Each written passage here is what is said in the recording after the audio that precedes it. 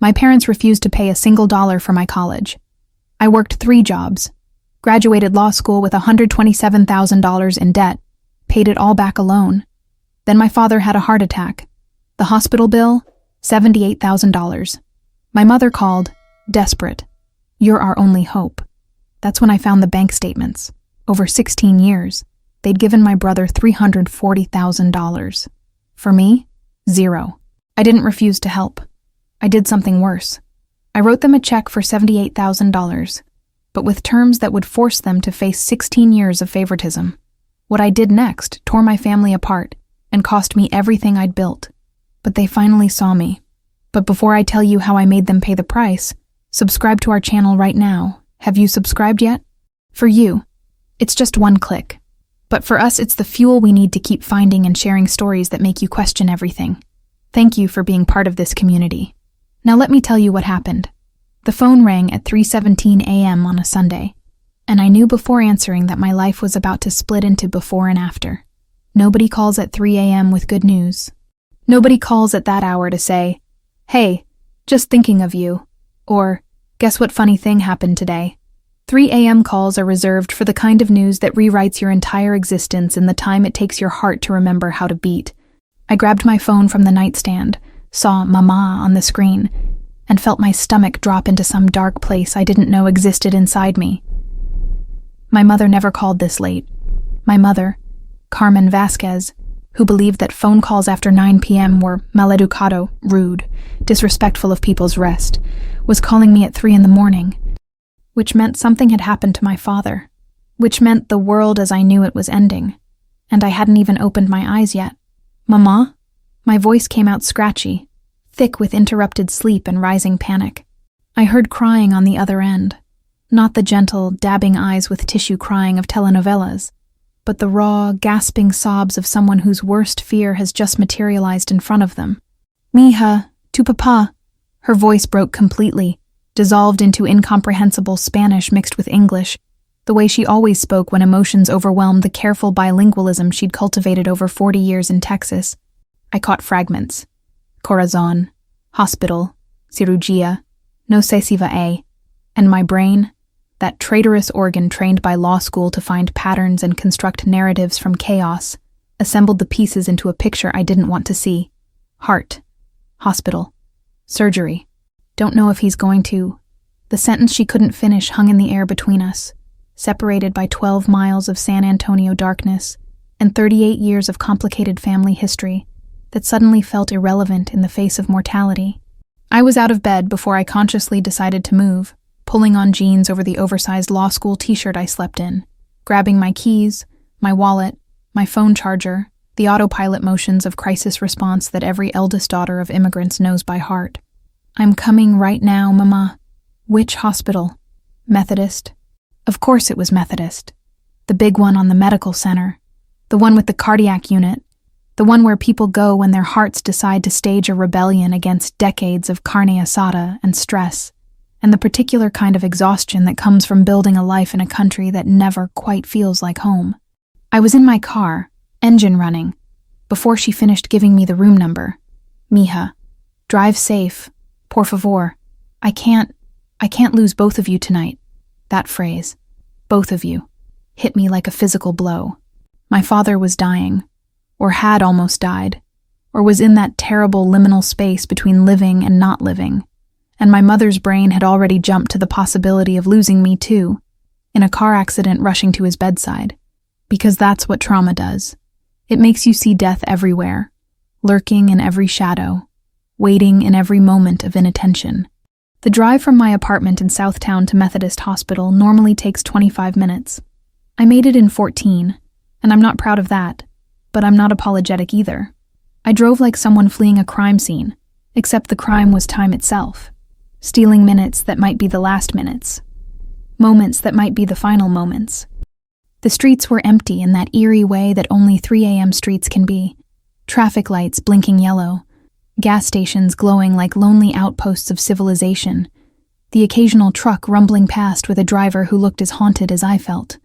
I thought about my father the entire drive. Roberto Vasquez, 67 years old, owner of the now-defunct Casa Vasquez restaurant, A man who'd worked 70-hour weeks for 30 years and considered a day off to be a moral failing. A man who'd immigrated from Monterey in 1982 with $300 and a dream that looked nothing like the reality he'd built.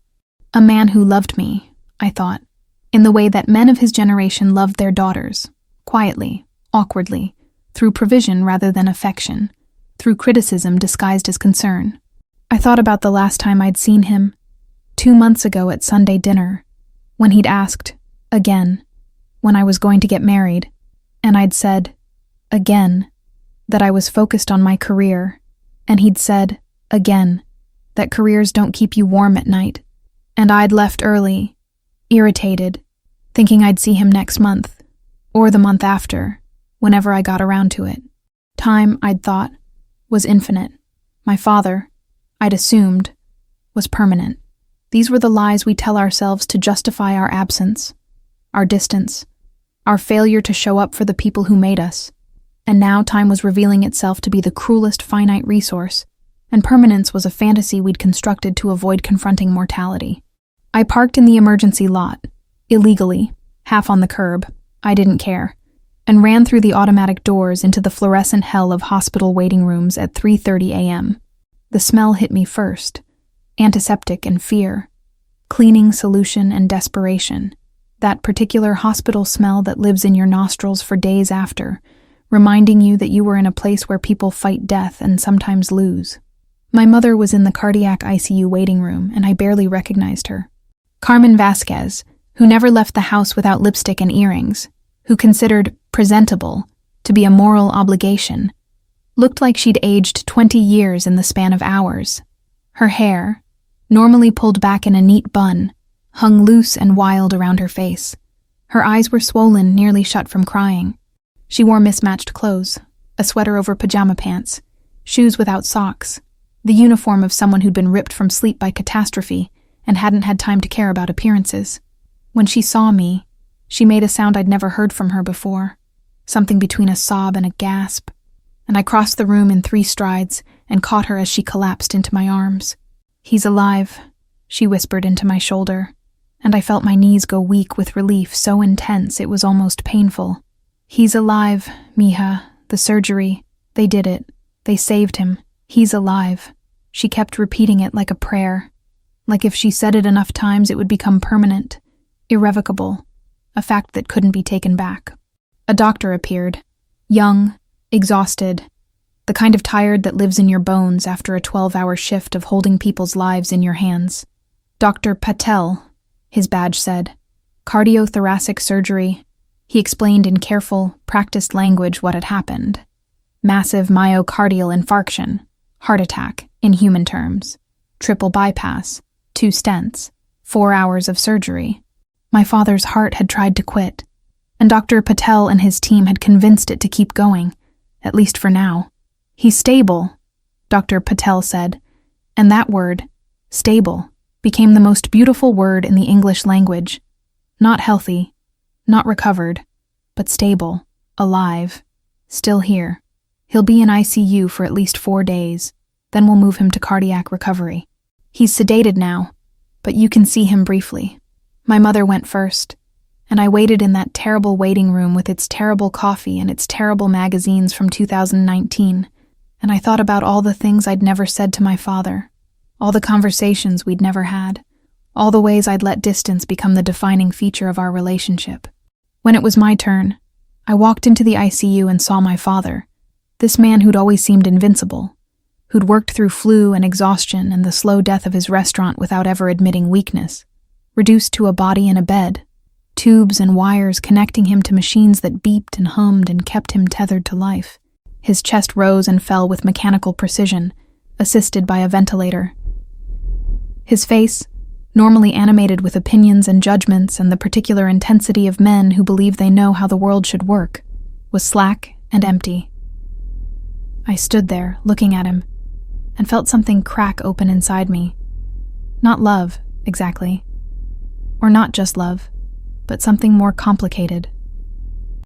Grief mixed with anger, mixed with a desperate, childish wish that we could go back and do it all differently, that I could be the daughter he wanted, that he could be the father I needed, that we could find some middle ground between his expectations and my reality. But time doesn't work that way. You can't negotiate with the past. You can only stand in the wreckage of the present and decide what to do next. I touched his hand, carefully, afraid of dislodging some crucial wire, and whispered, "I'm here, Papa. I'm here." I don't know if he heard me. The machines kept beeping their indifferent rhythm, marking time in a language only they understood. I stayed for 10 minutes. Then a nurse gently told me visiting hours were over, and I walked back to the waiting room where my mother sat with my brother Miguel, who'd apparently arrived while I was with our father. Miguel, 34 years old, wearing a wrinkled t-shirt and looking like he'd just rolled out of bed, which he had, because he still lived with our parents, still occupied his childhood bedroom, still existed in a state of perpetual adolescence that our parents had somehow enabled for over a decade. "Sis," he said, standing up to hug me, and I let him, because crisis makes you forget all the smaller resentments, at least temporarily. "He's going to be okay, right? The doctor said stable. That means okay." I wanted to say yes. I wanted to promise him that our father would recover, would come home, would go back to being the complicated, difficult man we knew. But I'm a lawyer. I deal in evidence and probability, not comfort and false hope. "Stable means alive," I said. "The rest, we'll see." My father stayed in ICU for 4 days, and I stayed in San Antonio for all of them, calling in sick to work for the first time in 3 years, sleeping on my mother's couch, existing in that strange, suspended reality of hospital vigils where time moves differently, and the outside world feels like a distant memory. On day 3, he woke up. The ventilator came out, replaced by oxygen tubes, and he could speak. Weakly, his voice a raspy whisper, but he could speak. "Elena," he said when he saw me, and I heard something in his voice I'd never heard before. Fear. Roberto Vasquez, who'd faced down health inspectors and loan officers and the slow death of his American dream without flinching, was afraid. Afraid of dying. Afraid of leaving my mother alone. Afraid, maybe, of all the things he'd never said and now might never get the chance to say.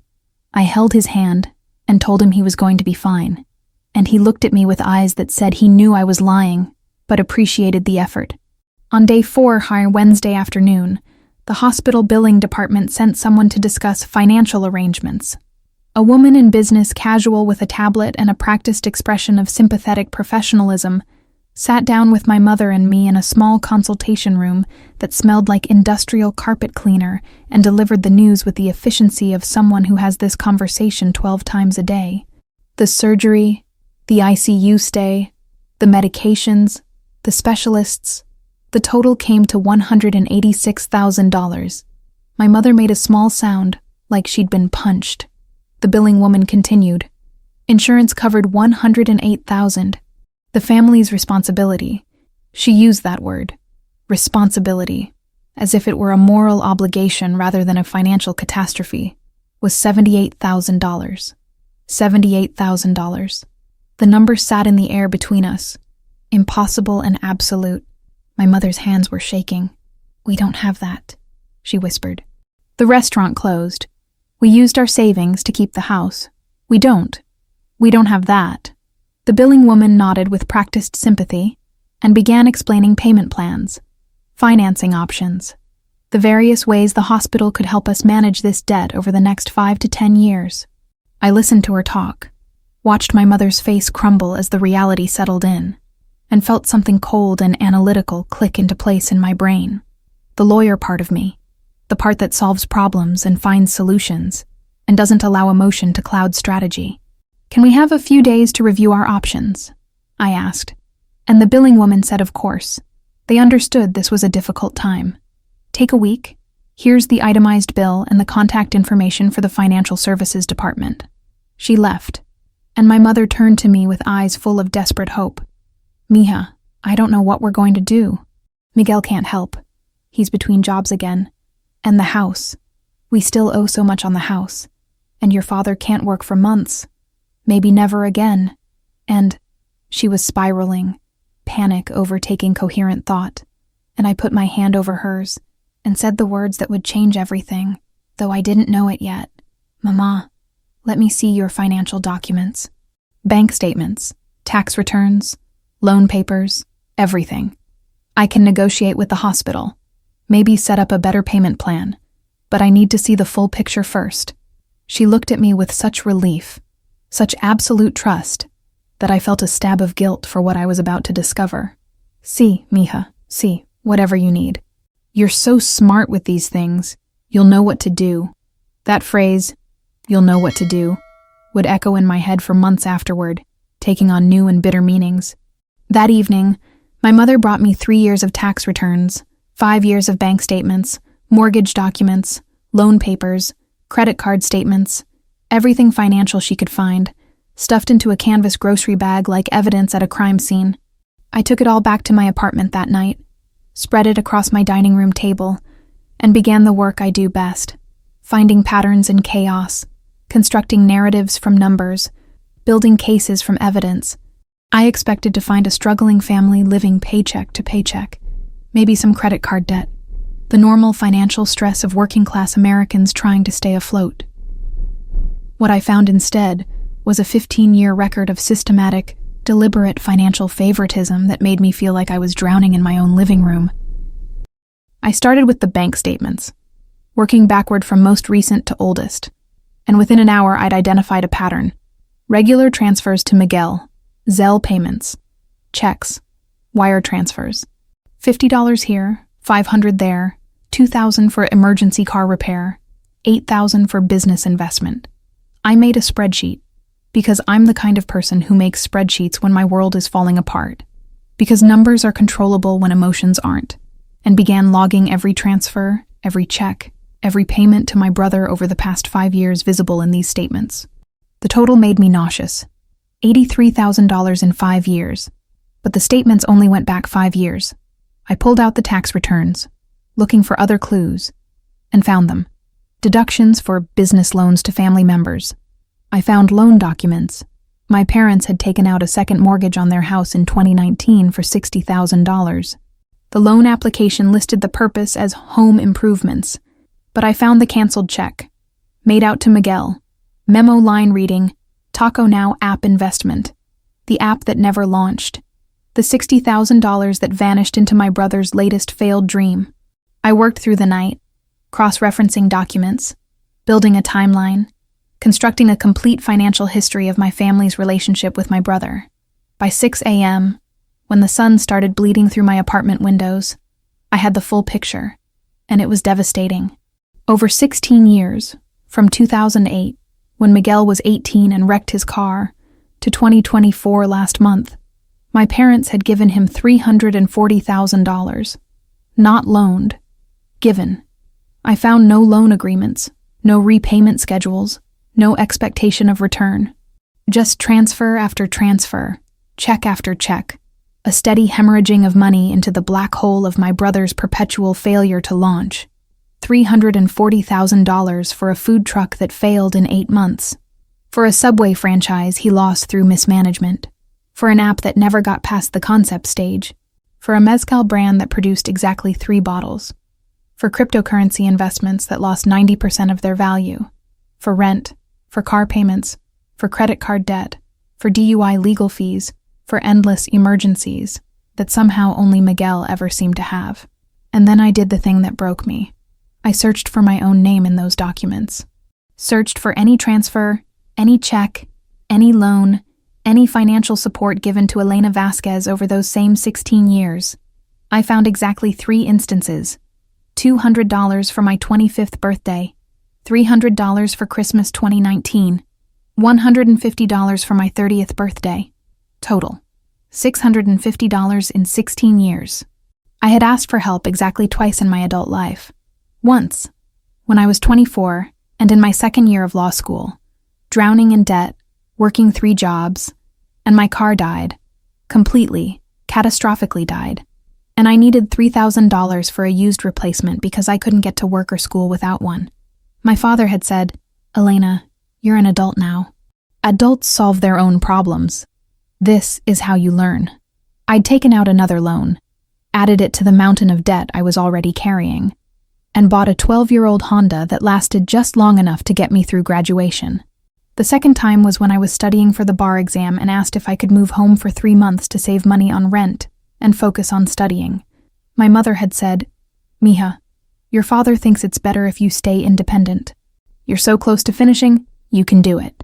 I'd stayed in my apartment, worked night shifts as a legal translator, studied during the day, and passed the bar exam on my first try while sleeping 4 hours a night and living on ramen in spite. I sat at my dining room table, looking at the spreadsheet I'd created. $340,000 for Miguel, $650 for me, and felt something inside me that had been carefully controlled for 38 years finally irrevocably break. Not break like shatter, break like transform. Break like ice cracking under pressure, revealing dark water underneath.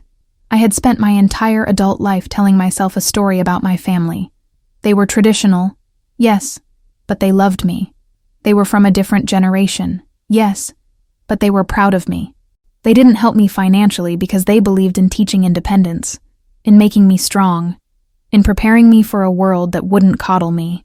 I had told myself this story so many times that I'd almost believed it, almost convinced myself that their neglect was actually a gift, their indifference actually a form of tough love. But the numbers didn't lie. The numbers told a different story. They had money. They had $340,000 over 16 years. They just didn't think I was worth spending it on. They thought Miguel, who'd failed at everything he'd ever attempted, who lived in their house at 34, who'd never held a job for more than 2 years, deserved their investment. And I, who'd put myself through college and law school, who'd built a career, who'd never asked for anything, I deserved nothing. I called in sick to work again, sent an email to my supervising partner saying I had a family emergency and needed the rest of the week. Then I drove back to my parents' house, that modest bungalow in the west side where I'd grown up, where my bedroom had been converted into my father's office years ago because I didn't live there anymore, while Miguel's room remained a shrine to his adolescence. My mother was in the kitchen making caldo, chicken soup, the universal Mexican cure for everything from heartbreak to heart attacks, and she smiled when she saw me, that tired, hopeful smile of someone who thinks the worst is over. "Mija, did you find anything? Can you help us with the hospital?" I set my laptop on the kitchen table, opened the spreadsheet, and said in a voice that sounded calm, but felt like it was coming from someone else, "Mama, I need to ask you something, and I need you to be honest. Over the past 16 years, how much money have you and Papa given to Miguel?"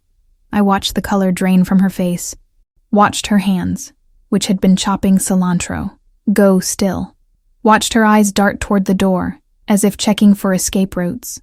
"Mija, we don't keep track of $340,000, I said, and my voice was steady, clinical, the voice I use in depositions when I'm about to destroy someone's credibility. "I went through all your financial records, every bank statement, every tax return, every loan document. $340,000 to Miguel over 16 years, for businesses that failed, for emergencies that kept happening, for a life he couldn't seem to fund himself." My mother's face crumpled. "Elena, it's not, you don't understand Miguel. He's had a hard time after the accident, after his friend died. He's struggled, and we just wanted to help him find his way." "And me?" I interrupted, and now my voice wasn't steady anymore. Now it was shaking with something that felt like rage but deeper, older, more fundamental. "What about me, Mama? I asked for help twice in 16 years, and you said no both times. You told me I needed to be independent, that I needed to learn to solve my own problems. But Miguel got $340,000 to solve his problems. So explain to me. Please, help me understand. Why did he deserve your help and I didn't?" She was crying now, the kind of crying that comes from guilt and shame, and the terrible realization that you've been caught in a lie you've been telling yourself for so long you forgot it was a lie. "You were always so strong, Mija, so smart, so capable. We knew you'd be fine. But Miguel what?" I demanded. "Miguel was weak. Miguel was incompetent. Miguel needed you more. Is that what you're saying? That you gave him hundreds of thousands of dollars because he was a failure, and you gave me nothing because I was a success?" "No," she said, but her voice had no conviction. It wasn't like that. Your father thought. What did Papa think? I asked. And I was standing now, leaning over the table, and I saw my mother flinch.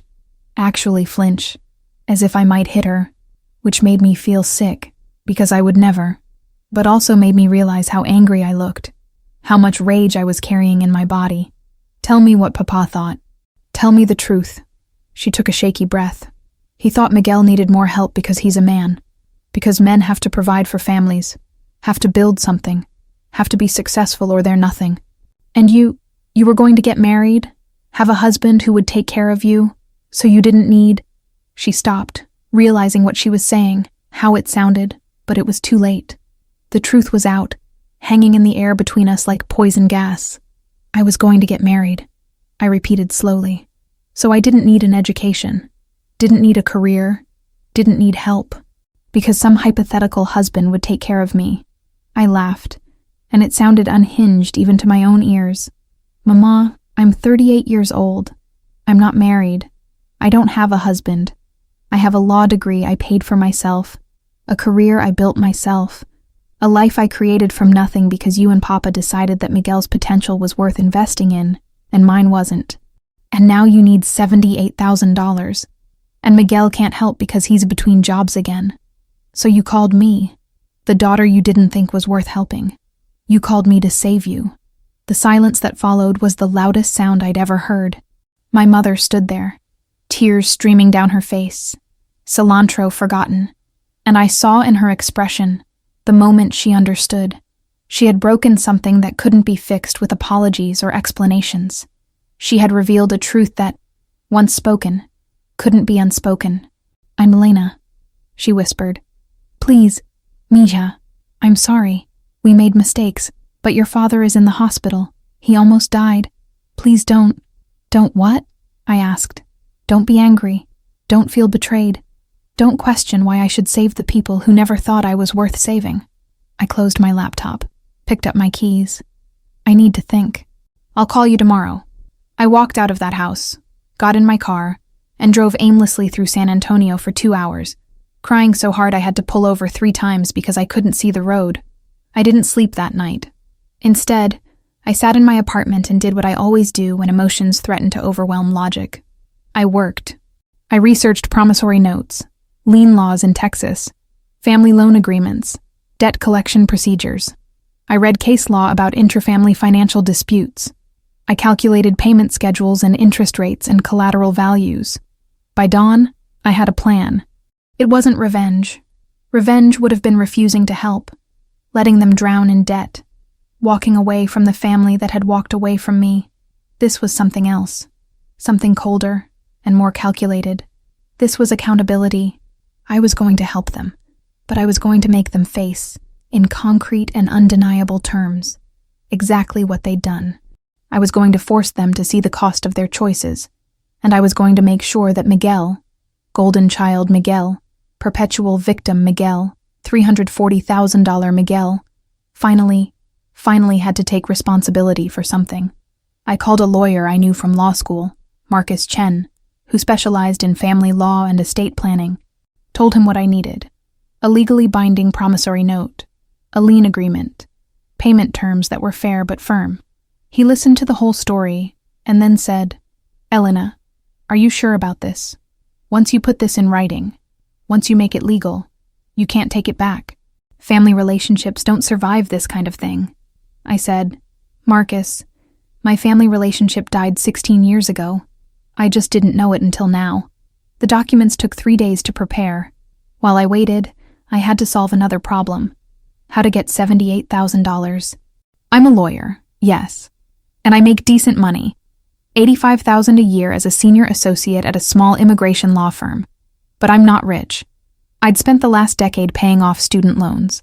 I'd finally finished 2 years ago, and since then I'd been saving for a down payment on a house, my first house, the dream I'd been working toward since I was 22, and living in a studio apartment with bars on the windows. I had $32,000 in savings. Not enough. I went to my bank and applied for a home equity line of credit on my apartment. I'd bought it 5 years ago, and it had appreciated enough that I had about $80,000 in equity. The bank approved me for $50,000. That gave me $82,000 total, close enough. But taking that HELOC meant I was now paying an extra $200 a month in interest. It meant my dream of buying a house was pushed back at least 5 years. It meant I was literally mortgaging my future to save my parents. The irony wasn't lost on me. They wouldn't help me buy a car when I was 24. But now I was taking on debt to save them from debt. The universe has a sick sense of humor. I also liquidated my 401k partially. Took out a $20,000 loan against my retirement fund, which meant I'd be paying myself back $400 a month for the next 5 years, with penalties if I missed payments. Between the HELOC payment and the 401k loan payment, I was now spending $600 more per month than I had been. $600 that could have gone toward my future, toward the life I was trying to build, toward the security I'd never had. But instead, it was going to save the people who'd decided I wasn't worth investing in. I tried not to think about that too hard, because if I did, I'd start screaming and never stop. On Saturday, 1 week after my father's heart attack, I called a family meeting, told my mother I needed everyone there, her, Miguel, and my father if he was well enough. He'd been moved out of ICU into a regular recovery room, and the doctors said he could have visitors for longer periods. My mother's voice on the phone was nervous, hopeful. "Did you figure something out, mija? Can you help us?" I said, "I can help, but we need to talk about terms." I heard the hesitation in her voice, the first hint of worry. "Terms? Mija, what do you mean terms?" I said. "You'll see. Saturday, 2 p.m., Papa's hospital room. Make sure Miguel is there." I hung up before she could ask more questions. I also invited 2 other people. My tia Sofia, my mother's younger sister, and my tío Javier, my father's older brother. I needed witnesses. In Mexican-American families, especially traditional ones like mine, public accountability matters. Shame is a powerful motivator.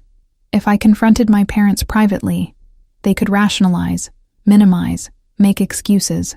But if I did it in front of Sofia and Javier, respected elders, people whose opinions mattered in our community, they'd have to face the truth. Sofia agreed immediately when I called her. "Mija, what's going on?" "Your mother said something about hospital bills." I said, "Tia, I need you to be there as a witness. I'm going to help with Papa's bills, but I need the family to understand some things first. Can you be there?" She heard something in my voice, something that made her say, "Elena, are you okay?" I said, "No, but I will be." Javier took more convincing. He's old school, doesn't like a family drama, believes problems should be solved quietly. But when I told him I was lending my parents $78,000 and needed witnesses to the agreement, he understood. "You're making it official. With papers?" I said, "Yes." He was quiet for a moment. Then, "Your father isn't going to like this." I said, "I know." He sighed. "Okay, mija. I'll be there. Someone needs to make sure this is done right." Saturday arrived with the weight of an execution date. I dressed carefully, not in my usual weekend jeans and t-shirt, but in work clothes, slacks, blouse, blazer. I wanted to look like a lawyer, not a daughter. I needed them to see me as someone who meant business, not someone they could manipulate with guilt and tears. I put the documents in a leather portfolio, the promissory note, the lien agreement, the payment schedule, copies for everyone. I also brought a cashier's check for $78,000, made out to Methodist Hospital. Physical proof that I was serious, that this wasn't a bluff. I arrived at the hospital at 1:45 p.m. My mother was already there, sitting in the chair next to my father's bed, looking anxious. My father was awake, sitting up, looking better than he had a week ago, but still fragile, still tethered to monitors and IV lines. Miguel was there too, slouched in the corner, looking like he'd rather be anywhere else. Sofia and Javier arrived at 1:55, and the confusion on my parents' faces when they saw them was almost comical. "Elena, why did you invite?" My mother started, but I held up my hand. "Everyone sit down. This is going to take a while." I stood at the foot of my father's hospital bed, opened my portfolio, and began. Papa, Mama, the hospital bill for Papa's surgery is $78,000 after insurance. You don't have that money. Miguel can't help, so I'm going to pay it.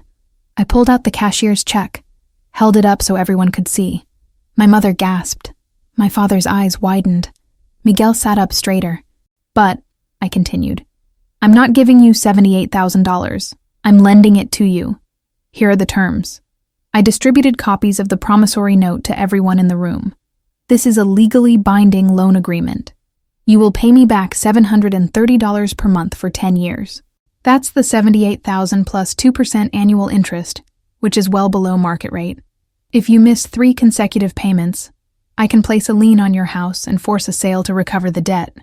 Your house is worth about $285,000, so you owe $120,000 on the mortgage, so there's enough equity to cover this loan. The silence in the room was absolute. My father's face was turning red. My mother looked like she might faint. Miguel was staring at the document like it was written in a foreign language. Sophia and Javier were reading carefully, their faces unreadable. There are 2 additional clauses, I continued, my voice steady despite the fact that my hands were shaking. First, Miguel will pay me $200 per month for the next 10 years. That's $24,000 total, which is less than 10% of the $340,000 you gave him over 16 years. If he pays consistently, I will forgive $24,000 of your debt, reducing it from $78,000 to $54,000. If he doesn't pay, you're still responsible for the full amount. I looked at Miguel. He'd gone pale. Second, if the family participates in at least 12 sessions of family therapy over the next 6 months, I will forgive all interest on the loan. That's about $8,000 in savings. The therapy is not optional if you want the interest forgiven. I've already found a therapist, Dr. Ramirez, who specializes in Latino families. His information is in the packet. I set down the documents and looked at my father. Those are my terms. You can accept them, or you can refuse and figure out the hospital bill on your own. But if you accept, you sign these documents, and they become legally binding. This isn't a family favor. This is a business transaction. The explosion I expected came from my father. You're going to take our house. His voice was weak from recovery but shaking with rage. Your own parents. You're going to put us on the street. I met his eyes. No, Papa. I'm going to protect my investment. The same way a bank would. You taught me that, remember?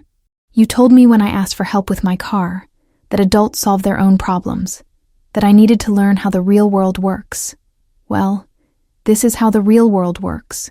People don't give away $78,000. They lend it, with terms, with collateral, with consequences for non-payment. My mother was crying. Mija, how can you do this? We're your family. I turned to her, and I felt something hard and cold in my chest. Am I? Because family helps each other, Mama. Family invests in each other. Family doesn't give one child $340,000 and the other child nothing, and then call the one they ignored when they need to be saved. I pulled out my laptop, opened the spreadsheet I'd made, turned it so everyone could see. This is every dollar you gave Miguel over 16 years. Every transfer, every check, every loan you took out to fund his failures. $340,000.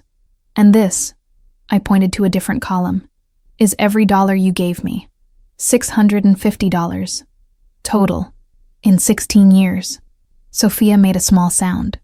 Javier was staring at the screen, his face hardening. My father looked away. My mother kept crying. Miguel, for the first time, looked genuinely ashamed. I didn't know, he said quietly. I didn't know it was that much. I didn't know you got nothing. I looked at him. Yes, you did. You knew every time I said I couldn't come to family dinners because I was working. You knew every time I drove that piece of shit car that barely ran. You knew every time Mama said I was independent and strong while you were getting another check. You knew, Miguel. You just didn't care. He flinched like I'd hit him. Good. I wanted him to feel it. I wanted all of them to feel it. Javier spoke up, his voice heavy. Roberto, is this true? You gave Miguel this much? My father's jaw was clenched. Miguel needed help. He had difficulties after the accident. After his friend died, he needed support to find his way. Javier shook his head. And Elena? She didn't need support. My father finally looked at me, and I saw something in his eyes I'd never seen before. Shame. Elena was always strong. She didn't need us. I laughed, and it came out bitter. I was strong because I didn't have a choice, Papa. I was strong because you decided I had to be. But you know what? I did need you. I needed you when I was 24 and my car died, and I was working 3 jobs and going to law school. I needed you when I was studying for the bar exam and could barely afford food. I needed you every time I came to family dinner and felt invisible while you celebrated Miguel's latest business idea. I needed you my whole life. You just never noticed. The silence that followed was broken by Sophia. Roberto, Carmen, I love you both. But Elena is right. This isn't right. What you did, giving everything to Miguel and nothing to Elena, it's not right. And now she's offering to save you, and you're angry because she's asking for accountability. She looked at me. Mija, I'm proud of you. This takes courage. Javier nodded. Sign the papers, Roberto. Your daughter is being more generous than you deserve. My father looked at the documents, at the cashier's check, at me. I saw him calculating, weighing his options, realizing he didn't have any. And if I don't sign? He asked. I picked up the check. Then I deposit this back in my account, and you figure out how to pay the hospital yourself. Maybe Miguel can help. He's got 16 years of your investment to draw on. That landed like a slap. My father looked at Miguel, who was staring at his hands. Miguel, can you? Miguel shook his head. I don't have it, Papa. I'm broke. I've always been broke. All that money you gave me, it's gone. All of it. My father's face crumpled, not with sadness, but with the terrible realization that he'd invested everything in the wrong child, that the daughter he'd dismissed was the only one who could save him, that his choices had consequences. Give me the pen, he said finally. I handed him a pen. He signed. My mother signed, her hands shaking so badly she could barely write. Miguel signed his separate agreement, committing to $200 a month. I signed last and as the creditor. Sophia and Javier signed as witnesses. It was done. Legal. Binding. Irreversible. I gave the cashier's check to my mother. Give this to the hospital billing department. It covers the full $78,000. Your first payment to me is due in 30 days. Miguel's first payment is due in 30 days. I'll send you both reminders. I packed up my documents, closed my portfolio. One more thing. Dr. Ramirez has openings on Thursday evenings. I've already booked the first session for next week. All of us need to be there. That's not optional if you want the interest forgiven. I looked around the room at my family. Broken, angry, ashamed, confused. I love you all. But love isn't enough anymore. We need accountability. We need honesty. We need to face what we've done to each other. And that starts now. I walked out of that hospital room, and I didn't look back. The first payment came on time. $730, transferred to my account on the 30th day exactly thou, with a memo line that just said, Payment 1 of $120. No message, no phone call, just the money, cold and transactional, which was exactly what I'd asked for, but somehow still hurt. Miguel's payment came 2 days late. $200, with a memo that said, Sorry late, got paid Friday. I didn't respond. The contract didn't require me to acknowledge payments, only to track them, which I did in a spreadsheet that was becoming a ledger of my family's slow, painful reckoning with reality. The first therapy session was a disaster. We sat in Dr. Ramirez's office, a small room in a medical building on the north side, decorated with the kind of aggressively neutral art that's supposed to be calming but just feels empty, and nobody wanted to talk. Dr. Ramirez, a man in his 50s with kind eyes and the patient demeanor of someone who'd spent decades navigating family trauma, tried to get us started with basic questions. Why are we here today? What does this family need to heal? Silence. My father stared at the wall. My mother twisted a tissue in her hands. Miguel looked at his phone until Dr. Ramirez gently asked him to put it away. I was the only one who spoke. We're here because my parents gave my brother $340,000 over 16 years and gave me nothing. We're here because they only called me when they needed money. We're here because I'm tired of being invisible in my own family. Dr. Ramirez turned to my parents. Is this true? The financial disparity Elena describes? My father's jaw clenched. We helped Miguel because he needed it. Elena was always independent. Dr. Ramirez nodded slowly. And did you ask Elena if she needed help? Or did you assume? Silence. The answer was obvious. Dr. Ramirez tried a different approach. Miguel, how do you feel about what Elena shared? Miguel shifted uncomfortably. I mean, I didn't ask them to give me all that money. They offered. I was struggling, and they helped. I didn't know Elena wasn't getting help too. I laughed, sharp and bitter. You didn't know? Miguel, you lived at home. You saw me working 3 jobs. You saw me driving a car that barely ran. You knew. He finally looked at me, and I saw something in his face I hadn't expected. Genuine shame. You're right. I knew. I didn't think about it. I was so focused on my own problems. I didn't think about yours. It wasn't much, but it was the first honest thing anyone in my family had said to me in years. The session ended with Dr. Ramirez giving us homework. Each person had to write down one thing they wished they'd said to another family member but never did. We'd share them next week. I drove home feeling hollowed out, exhausted in a way that sleep couldn't fix. The second month's payments came on time. Both of them. I was surprised, honestly. I'd expected Miguel to miss payments, to give me excuses, to fall back into old patterns. But he paid, and kept paying. I didn't know why until the 3rd therapy session, when Dr. Ramirez asked Miguel to share his homework, the thing he wished he'd said. Miguel pulled out a crumpled piece of paper and read in a shaking voice, I wish I'd told Elena that I was jealous of her, that I hated how easy everything seemed for her while I failed at everything, that I took the money from Mom and Dad because it was the only thing I was better at than her, being the one who needed help, and I wish I'd said thank you, for all the time she bailed me out and I never paid her back, for being the example I could never live up to, for not giving up on this family even when we gave her every reason to. He looked at me, tears streaming down his face. I'm paying you back, sis. Not because of the contract, because it's the first thing I've ever finished in my life, and I need to finish it. I need to prove to myself that I can do something right. I wasn't prepared for that. Wasn't prepared for Miguel to be human, vulnerable, trying. I'd cast him as the villain in my story, the spoiled golden child who took everything and gave nothing. But sitting there, watching him cry, I realized he was just as damaged by our parents' choices as I was, just in different ways. The 4th session was when my father finally broke. Dr.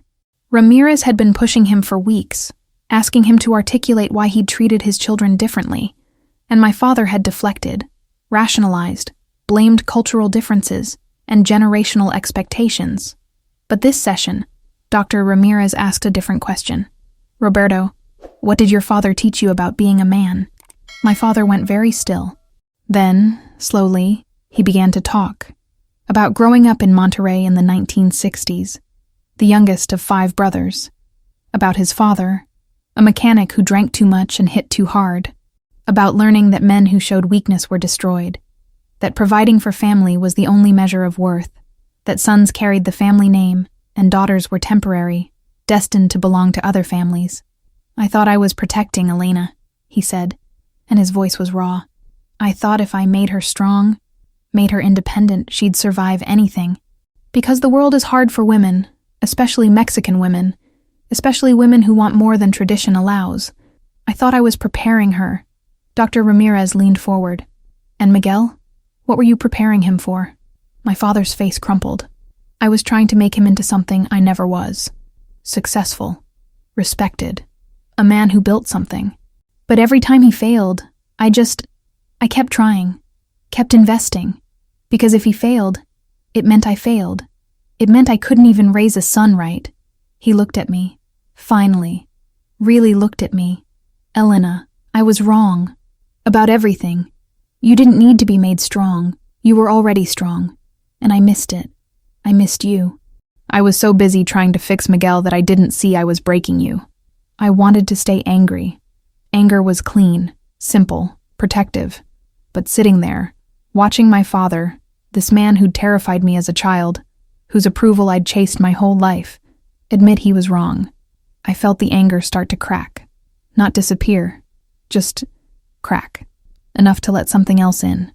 Not forgiveness, not yet, but maybe the possibility of it, someday. Papa, I said, and my voice was shaking. I needed you. Not your money. You. I needed you to see me, to be proud of me, to show up for my law school graduation, for my first case, for any of the things I accomplished. But you never did. You were always too busy with the restaurant, or with Miguel, or with anything else. And I learned that I was only valuable when I was useful, when I could solve problems, when I could save you. That's what you taught me. And I hate that lesson. He was crying now. This man who I'd never seen cry, not even at his own mother's funeral. I'm sorry, Mija. I'm so sorry. I don't know how to fix this. I wiped my own tears. You can't fix it, Papa. You can only do better. Starting now. And that's going to take a long time. Maybe longer than we have. It wasn't reconciliation, but it was honest. And honesty, I was learning, was harder and more valuable than any amount of money. Month 6 arrived, and with it, a crisis. Miguel lost his job. The store where he'd been working as a supervisor closed. Corporate restructuring. Nothing to do with his performance. Just bad luck. He called me, panicking. Sis, I can't make this month's payment. I don't have it. I'm looking for work, I swear.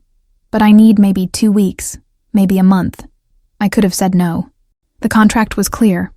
Payments were due on the 30th of each month. No exceptions. I could have held him to it. Could have told my parents they now owed $930 instead of $730. But I thought about that therapy session. About Miguel crying. About him saying this was the first thing he'd ever finished. Miguel, I said, you get 1 extension. 1. You have 45 days to make this payment. If you don't, the contract stands and Mom and Dad pay the difference. But I'm giving you this chance because you've been trying. Don't make me regret it. He got a job in 12 days. Walmart. Overnight shift, stocking shelves. Not glamorous. Not the entrepreneurial dream our parents had funded. But honest work, steady pay. He made the payment on day 38. And when I got the notification, I felt something unexpected. Pride. Not in myself. In him. For the first time maybe ever, I was proud of my brother. But while my family was slowly, painfully learning accountability, my own life was falling apart in ways I hadn't anticipated. At work, my supervising partner, Jennifer Orozco, called me into her office in month 7. Elena, we need to talk about your performance. I felt my stomach drop. My performance? I've been hitting all my billable hours. My cases are... She held up a hand. Your cases are fine. Your billable hours are fine. But you've been distracted. You've missed 2 client meetings in the past month. You've been late on filings. And frankly, you seem exhausted. What's going on? I couldn't tell her the truth. Couldn't explain that I was spending $600 a month paying for my parents. Debt. That I was going to therapy every week with the family that had betrayed me. That I was barely sleeping because every time I closed my eyes, I saw spreadsheets of money I'd never received. Family stuff, I said. It's under control. Jennifer looked at me with something like pity. Elena, you're one of our best attorneys. But the managing partner position we discussed, the one that was supposed to be decided this month, we're giving it to James. You're just not in the right headspace right now. I felt like I'd been punched. Managing partner meant a raise, meant equity in the firm, meant security. It was the next step in the career I'd built from nothing. And I was losing it because I'd chosen to save my family. I understand, I said, because what else could I say? I walked out of her office and locked myself in the bathroom and cried for 20 minutes. Then I washed my face, fixed my makeup, and went back to work. Because that's what I do. I survive. Month 8 brought another loss. My best friend from law school, Sophia Reyes, not my aunt, different Sophia. We'd bonded over having the same name, called me and asked to meet for coffee. We'd been friends for 15 years, had studied together, celebrated each other's successes, commiserated over failures. But I'd been distant lately, canceling plans, not returning calls, too consumed by family drama to maintain friendships. We met at Rosella Coffee on South Alamo, and she didn't waste time. Elena, what's going on with you? You've been MIA for months. I've tried to be patient, but I'm worried. I told her everything. The heart attack, the money, the contract, the therapy, the payments. I thought she'd understand. thought she'd see that I was trying to fix something broken. Instead, she looked at me with something like horror. "Elena, you put a lien on your parents' house. You're making your brother pay you back. They're your family." I felt defensive, angry. They gave him $340,000 and gave me nothing. Was I supposed to just give them $78,000 more and pretend that's okay? She shook her head. "I'm not saying what they did was right, but this contract, this legal enforcement, it's cruel. You're punishing them for being imperfect parents. And you're destroying your family to prove a point." I stared at her. "You don't understand." "No," she said. "I think I do. I think you're so hurt that you've turned into someone I don't recognize. The Elena I knew was compassionate, forgiving.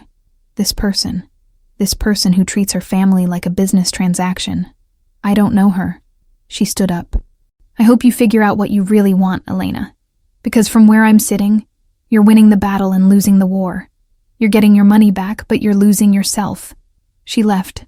I sat there with my coffee getting cold, and I wondered if she was right, if I'd become so focused on justice that I'd forgotten about mercy, if I'd been so determined to make them see my pain that I'd stopped seeing theirs.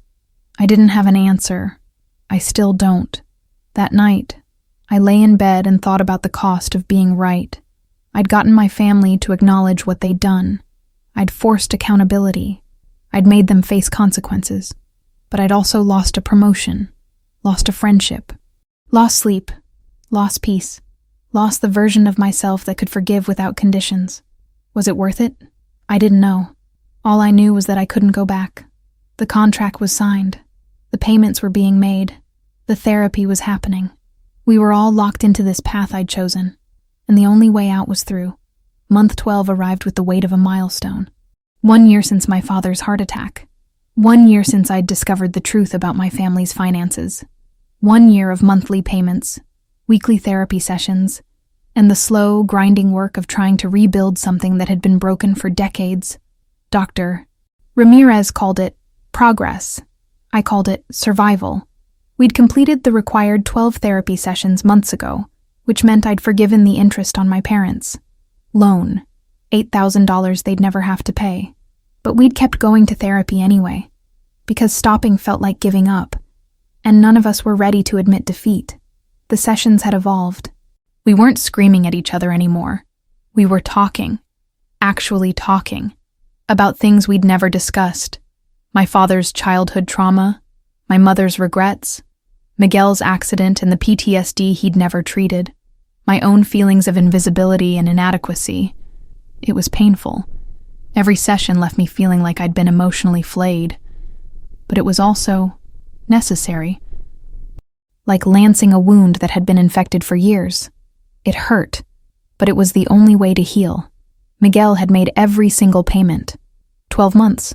12 payments of $200. $2,400 total. He'd been promoted at Walmart, assistant manager now, which came with better pay and actual benefits. He'd moved out of my parents' house and into a small apartment with a roommate. He'd started seeing a therapist on his own, working through the guilt and trauma that had paralyzed him for 15 years. He called me once a month, not to talk about money, but just to talk. About his job, about therapy, about the weird experience of being 35 and finally feeling like an adult. "I hate that it took a contract to make me grow up," he said during one call. "But I'm grateful you didn't give up on me, even when I gave you every reason to." I didn't know what to say to that. I'd spent so long being angry at Miguel that I'd forgotten he was capable of change, forgotten that people aren't fixed, that we're all just trying to figure out how to be better than we were yesterday. "I'm proud of you," I said, and I meant it. There was a long pause. Then, "That's the first time you've ever said that to me." I realized he was right. I'd never told my brother I was proud of him, because I'd never had reason to be. Until now. My parents had made every payment too. $730, 12 times, $9,760 total. They'd cut expenses everywhere they could. No cable, no eating out, no unnecessary purchases. My mother had taken a part-time job at a bakery to help cover the payments. My father, still recovering from surgery and unable to work full-time, had started doing consulting for other restaurant owners, helping them with menu planning and cost management. They were trying, really trying, not just to pay me back, but to show me they understood. My mother had started calling me every Sunday, not to ask for anything, just to talk, about her week, about the bakery, about memories from my childhood that I'd forgotten. She told me stories about being proud of me, my high school graduation, my college acceptance, my law school achievements, moments she'd celebrated privately but never shared with me. "I was afraid your father would think I was undermining him," she said during one call. "He had such strong ideas about how to raise children, and I was too weak to challenge him. I'm sorry, mija. I should have been braver. I wanted to stay angry at her. But it's hard to stay angry at someone who's genuinely trying to change, who's admitting their failures, who's showing up week after week to do the hard work of healing. My father was the slowest to change, which didn't surprise me.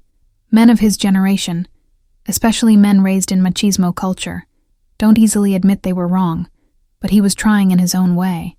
He'd started asking about my work, actually asking, not just making polite conversation. He wanted to know about my cases, about the families I was helping, about the legal strategies I used. One day, he said something that nearly broke me. "You're a better lawyer than I was a businessman. You actually help people. I just fed them." It wasn't a grand apology. It wasn't a tearful reconciliation, but it was acknowledgement.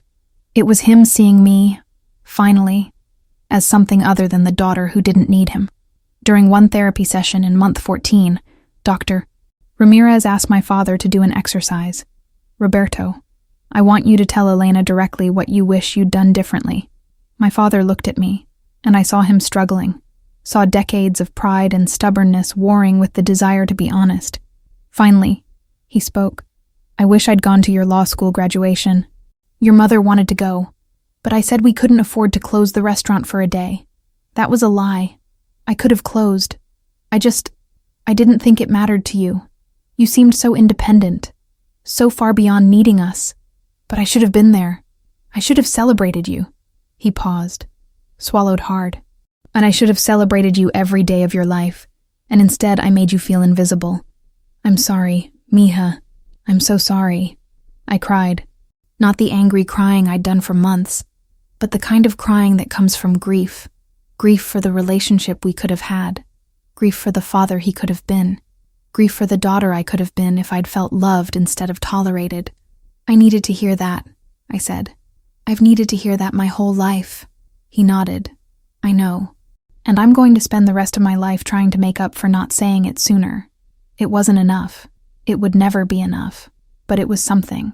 And something, I was learning, was better than nothing.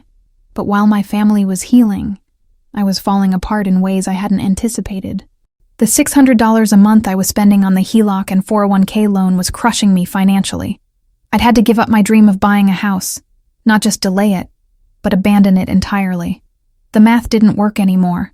By the time I paid off these loans, I'd be 45 and starting over with saving for a down payment. My apartment, which I'd bought 5 years ago as a stepping stone, was now my permanent residence. The future I'd been working toward had evaporated, sacrificed to save people who'd never saved me. I tried not to be bitter about it, tried to focus on the fact that I was doing the right thing, that accountability mattered, that family was worth fighting for. But late at night, alone in my apartment, I'd look at my budget spreadsheet and feel a rage so deep it scared me. I'd given up my future to pay for their past, and they'd never even asked if I could afford it. The promotion I'd lost at work still stung. James, the managing partner now, was a good lawyer, but not better than me. He'd just had the luxury of focusing on work while I was drowning in family drama. I watched him move into the corner office, watched him make decisions about the firm's direction, and felt the bitter taste of what if. What if I'd said no to my parents? What if I'd let them figure it out on their own? Would I be managing partner now?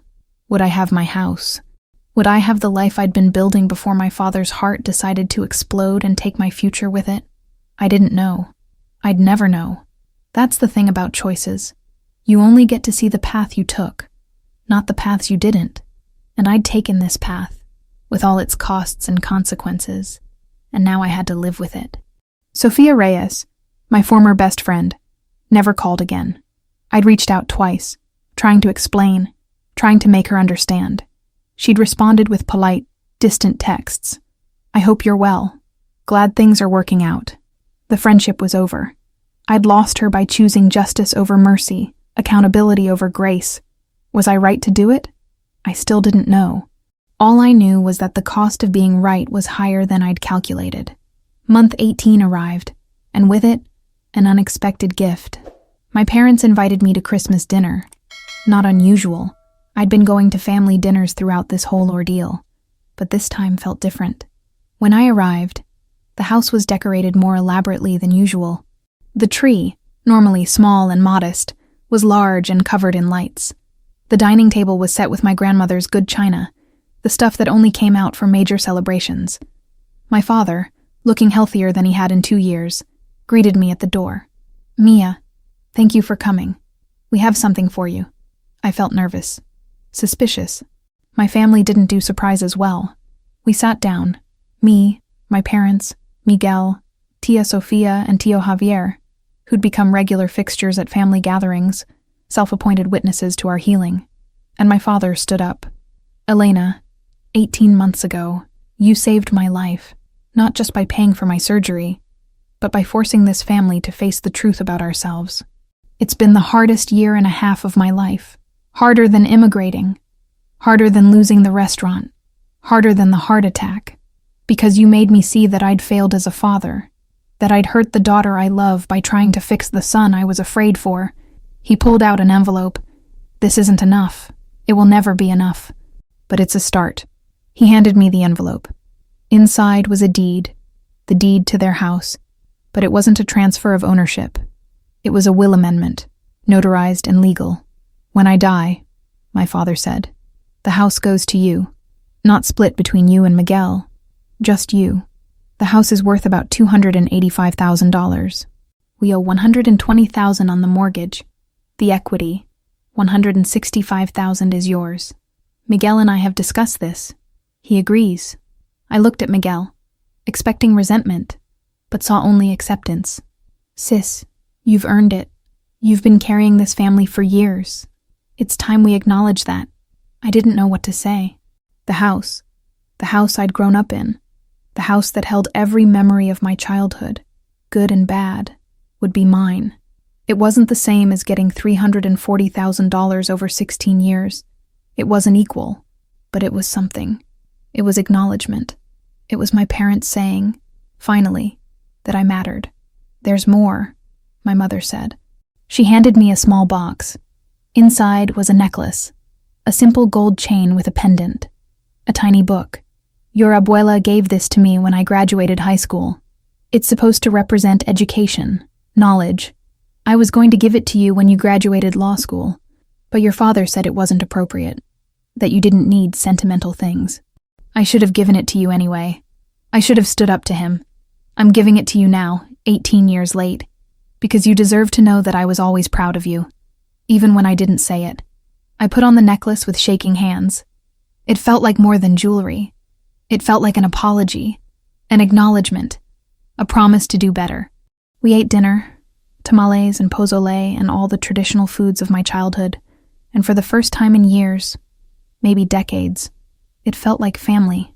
Not perfect family, not healed family, but family that was trying, family that was honest, family that was learning that love isn't just feeling, it's action. After dinner, Miguel pulled me aside. "Sis, I need to tell you something. I'm going to pay off my debt to you early." I blinked. "What? How?" He smiled, and it was the first genuine smile I'd seen from him in years. "I've been saving, living cheap, working overtime. I've got about 12,000 saved up. I know I owe you 24,000 total, but I'm going to pay the remaining 12,000 over the next year, double payments. I want to be done. Not because I resent it, but because I want to prove I can finish something. And then, when it's paid off, I want to start fresh. As your brother, not your debtor." I felt tears welling up. "Miguel, you don't have to—" "Yes, I do," he interrupted. "You gave me something nobody else ever did. Consequences. Real consequences. And it saved my life. I'm not the same person I was 18 months ago. I have a job I'm good at, I have an apartment, I have a therapist, I have self-respect, and I have a sister who didn't give up on me even when I gave her every reason to. So yeah, I'm paying you back early, because you're worth it. We hugged, and it felt real. Not the obligatory hugs of family gatherings, but the kind of hug that says, I see you, I value you, I'm grateful for you. It felt like the beginning of something I'd never had with Miguel, an actual relationship, not based on resentment or obligation, but on mutual respect. I drove home that night with the necklace around my neck and the deed in my purse, and I felt something I hadn't felt in 18 months. Hope. Not the naive hope of thinking everything would be perfect, but the realistic hope of knowing that broken things can be repaired, that people can change, that families can heal if everyone's willing to do the work. But I also felt the weight of what I'd lost. The promotion, the friendship, the 5 years of house saving, the version of myself that could forgive easily, that didn't need contracts and collateral to trust people. I'd won. I'd gotten my family to acknowledge their failures, to change their behavior, to treat me with the respect I deserved. But the cost had been steep. Steeper than I'd anticipated when I'd sat in my apartment 18 months ago, creating that promissory note, convinced that justice was worth any price. Was it worth it? I still don't know. Some days, I think yes. I think about Miguel, employed and sober, and actually trying. I think about my parents, going to therapy, making payments, showing up for me in ways they never did before. I think about the fact that we're talking honestly for the first time in my life, that the lies and pretense have been stripped away, that we're building something real on the ruins of what was fake. Those days, I think I did the right thing. That accountability was necessary, that sometimes you have to burn down the old structure to build something better. Other days, I think no. I think about Sophia, my lost friend. I think about the managing partner office I'll never have. I think about the house I'll never buy, the future I'll never live. I think about the fact that I'm 40 years old, single, exhausted, and I've spent the last 2 years of my life forcing my family to love me the way I needed, instead of accepting the imperfect love they were capable of giving. Those days, I think I was cruel, that I prioritized being right over being kind, that I won the battle but lost something essential in myself. The truth is probably somewhere in between. I did what I thought was necessary. My family is better for it. More honest, more accountable, more aware of how their choices affect others. But I'm not sure I'm better for it. I'm harder now, more guarded, less willing to give people the benefit of the doubt. I've learned that love without boundaries is enabling, but I've also learned that boundaries without grace can be their own form of cruelty. I'm still making payments on the HELOC and the 401k loan, still spending $600 a month on debt I took on to save people who'd never saved me. My parents are still making their payments to me. Miguel is still making his. The contract is being honored. The terms are being met. Justice is being served. But late at night, when I'm alone in my apartment, I sometimes wonder if I could go back to that hospital room 18 months ago, knowing everything I know now about the cost of being right, would I still do it? Would I still create that contract? Still demand accountability?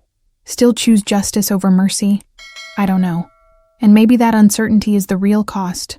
Not the money, not the promotion, not the friendship, but the loss of certainty that I'm the hero of this story.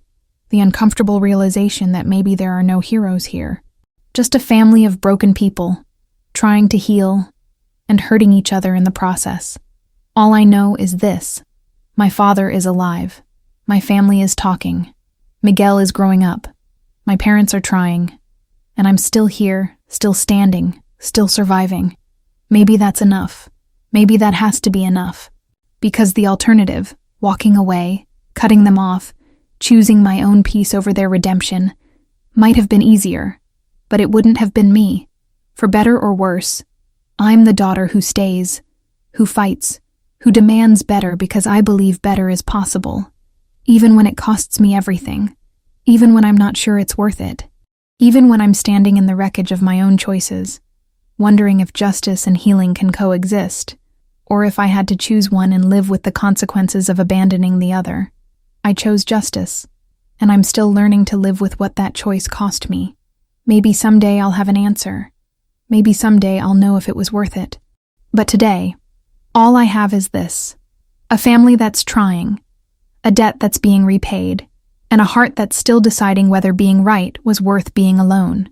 So, here's my question for you. Was I right to do what I did? Should I have just given them the money and moved on? Or did my family need this reckoning, even if it cost me everything? Drop a comment below. And if you're not subscribed yet, what are you waiting for? Hit that subscribe button. Your next story is already on screen right now.